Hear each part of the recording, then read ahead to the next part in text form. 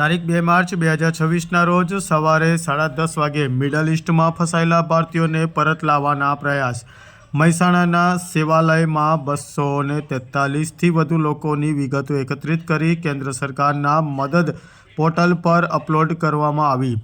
વિશ્વની વર્તમાન સાંપ્રત પરિસ્થિતિને ધ્યાને રાખીને વિદેશમાં વસતા ભારતીયો, ખાસ કરીને ગુજરાત અને મહેસાણા જિલ્લાના પ્રવાસીઓ તેમજ કામકાજ અર્થે ગયેલા લોકોની સુરક્ષા માટે મહેસાણા સ્થિત સેવાલય સંસ્થા દ્વારા એક વિશેષ અભિયાન હાથ ધરવામાં આવ્યું છે.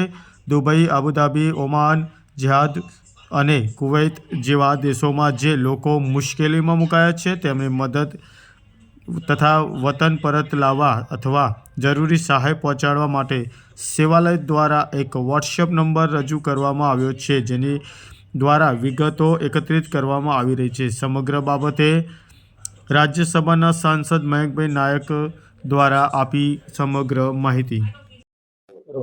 વિશ્વની આ સાંપ્રત પરિસ્થિતિને અનુલક્ષી અને ભારત દેશના અને ખાસ કરીને ગુજરાત અને મહેસાણા જિલ્લાના લોકો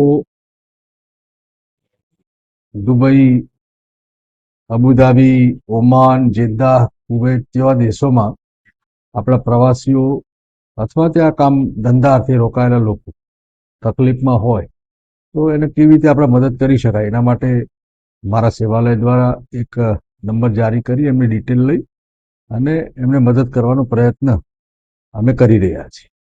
એટલે મારી આપ સૌને અપીલ છે કે આવું કંઈ હોય તો અમારા ધ્યાને મૂકવું, તો અમે કેન્દ્ર સરકારના ધ્યાને મૂકી અને એમને મદદ કરી શકાય એ માટે પ્રયત્નશીલ છીએ.